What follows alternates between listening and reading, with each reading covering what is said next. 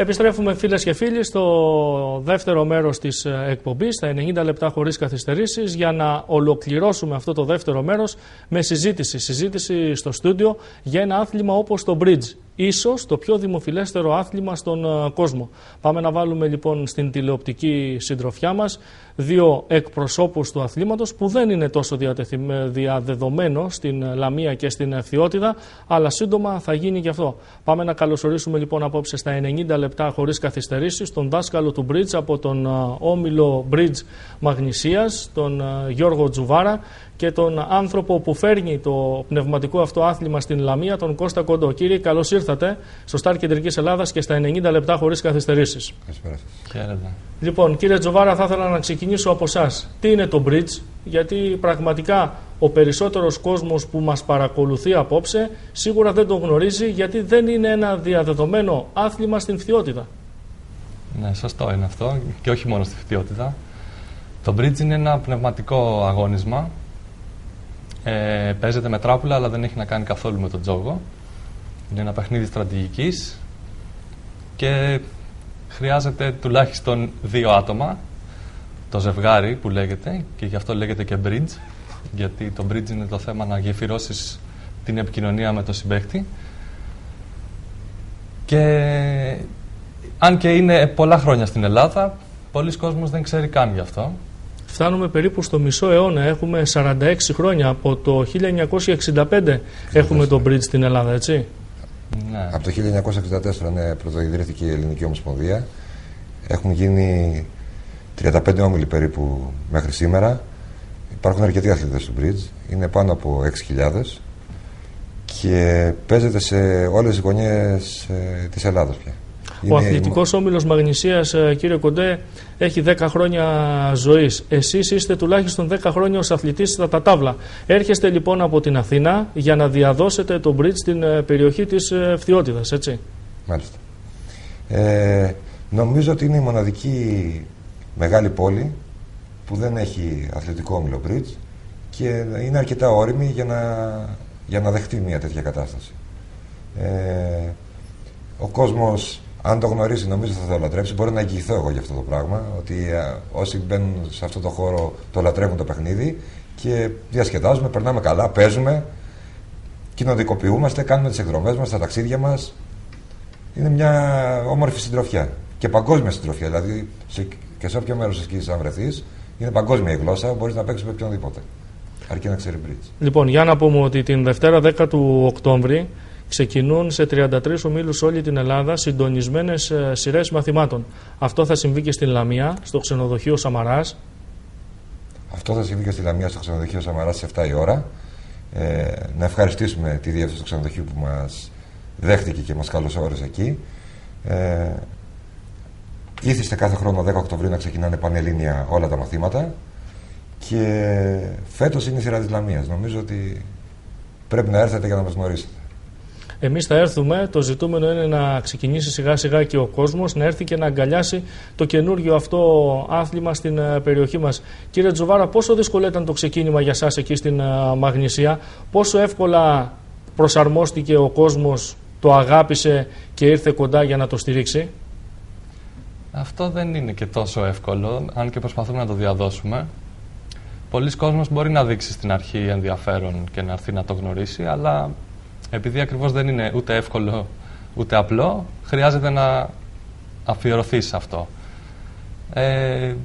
Το θέμα όμως είναι ότι αυτό είναι διασκεδαστικό, έχει να κάνει με την ικανότητα και όχι με την τύχη. Και από εκεί και πέρα ο καθένας κρίνει πόσο μακριά θέλει να το πάει. Γιατί υπάρχουν και παίκτες που μπορεί να θέλουν να παίζουν μόνο στην ημερίδα τοπικά, έτσι, για να περνάνε ένα ευχάριστο απόγευμα, και υπάρχουν και άνθρωποι που θέλουν να το κυνηγήσουν πρωταθλητικά το θέμα. Είναι λανθασμένη η εντύπωση ότι πρόκειται για ένα δύσκολο άθλημα? Δεν είναι εύκολο, σίγουρα, αλλά δεν είναι και δύσκολο να το μάθεις.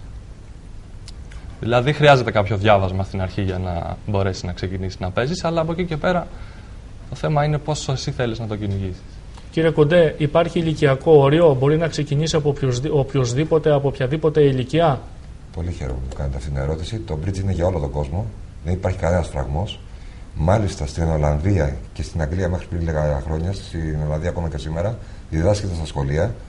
Οι συμμαθήτριες σε μένα, οι δικές μου, όταν ξεκινούσα το bridge, ήταν κυρίες και κύριοι πάνω από 65 χρονών, οι οποίοι μάλιστα παίζαν και καλά, ήταν και καλοί παίχτες και φέρναν και καλά αποτελέσματα.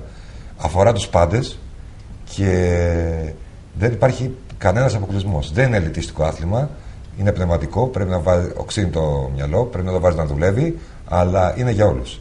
Σε επίπεδο πρωταθλητισμού, όπως σε όλα τα επίπεδα πρωταθλητισμού, αλλάζει λίγο το πράγμα. Υπάρχει και Ολυμπιάδα που συγκαταλέγεται και το bridge.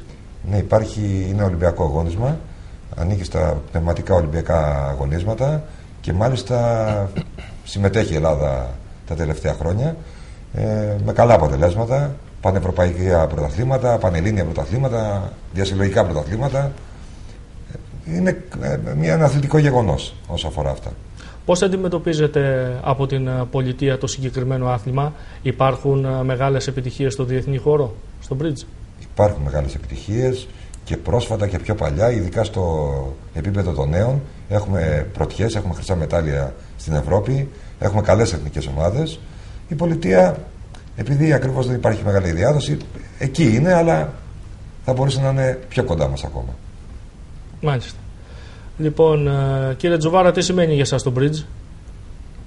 Για μένα το bridge είναι ένα παιχνίδι στρατηγικής και ικανότητας. Από την πρώτη στιγμή που το γνώρισα μου άρεσε. Έχοντας φτάσει πλέον τα 10 χρόνια, είναι και ένας τρόπος ζωής για εσάς? Σίγουρα. Δηλαδή, είναι μέσα στα σχέδιά μου και σε αυτά πώς θα κατέβω στα τουρνουά, σε ποια τουρνουά θα κατέβω, με ποιον θα κατέβω. Το έχω πάρει λίγο πιο ζεστά εγώ το θέμα από τυπικά, ας πούμε. Αλλά είναι κάτι που θέλω να το συνεχίσω και να το πάω και παραπέρα ίσως. Και γιατί όχι να μπω και σε κάποια εθνική κάποια φορά. Το γεγονός ότι παίζετε με τράπουλα ίσως αποθεί κάποιους? Ναι, αυτό ισχύει. Είναι παρεξηγήσιμο? Ναι, είναι παρεξηγήσιμο γιατί πολλοί κόσμος δεν ξέρει καθόλου τι γίνεται και με το που βλέπει τράπουλα, τσόχες κτλ. Πάει το μυαλό του στη λέσχη και στον τζόγο που δεν έχει καμία σχέση αυτό το πράγμα. Είναι λίγο ενοχοποιημένη η τράπουλα στην Ελλάδα. Με αυτή τη λογική. Καλώς ή κακώς παίζεται με τράπουλα, αλλά απ' την άλλη τράπουλα, επειδή ακριβώς δεν πετυχαίνουν εύκολα οι ίδιες διανομές, το κάνει και συναρπαστικό. Έχει μεγάλη ποικιλία. Μάλιστα. Υπάρχει προκατάληψη ότι είναι ένα παιχνίδι της ελίτ κοινωνίας? Υπήρχε. Τώρα πια όχι. Τώρα πια αρχίζει και το γνωρίζει. Τουλάχιστον στην Αθήνα ο κόσμος το γνωρίζει και εδώ όταν θα έρθει κοντά μας θα καταλάβει ότι δεν είναι ελιτιστικό άθλημα. Είναι για όλους. Μάλιστα. Άρα, κύριε Κοντέ, λοιπόν, να προσκαλέσουμε τον κόσμο της Λαμίας να έρθει, να γνωρίσει το bridge, να μάθει, να γίνει αθλητής του bridge, ξεκινώντας από τις 10 του Οκτώβρη, από το ξενοδοχείο Σαμαράς, έτσι. Στις 7 η ώρα. Οι πληροφορίες από εδώ από το κανάλι. Πληροφορίες καθημερινά μπορεί να παίρνετε από το Star Κεντρικής Ελλάδας. Θα δίνουμε και τα δικά σας τηλέφωνα. Όσοι θέλουν να έρθουν να το γνωρίσουν, εμείς θα είμαστε κοντά σας, θα κάνουμε ρεπορτάζ και ελπίζουμε να προσεγγίσουμε αρκετό κόσμο σε ένα νέο άθλημα που έρχεται στην περιοχή μας, ένα από τα πιο δημοφιλή πνευματικά αθλήματα. Κύριε, δεν έχω παρά να σας ευχαριστήσω για την απόψινή παρουσία σας στα 90 λεπτά χωρίς καθυστερήσεις. Καλή συνέχεια. Κύριε Κοντέ, καλή επιτυχία και ελπίζουμε σύντομα να τα ξαναπούμε, έχοντας πλέον αρκετό κόσμο, τον οποίο θα δείχνουμε από την περιοχή της Φθιώτιδας και την πόλη της Λαμίας μέσα στο επόμενο ρεπορτάζ που θα παρουσιάσουμε. Να είστε καλά. Ευχαριστώ πολύ για την παρουσία σας στην εκπομπή. Φίλες και φίλοι, κάπως έτσι ολοκληρώνουμε το δεύτερο μέρος, τα 90 λεπτά χωρίς καθυστερήσεις. Σύντομο διαφημιστικό διάλειμμα, πλούσια θεματολογία για την συνέχεια της εκπομπής, το τρίτο και τελευταίο μέρος και για απόψε.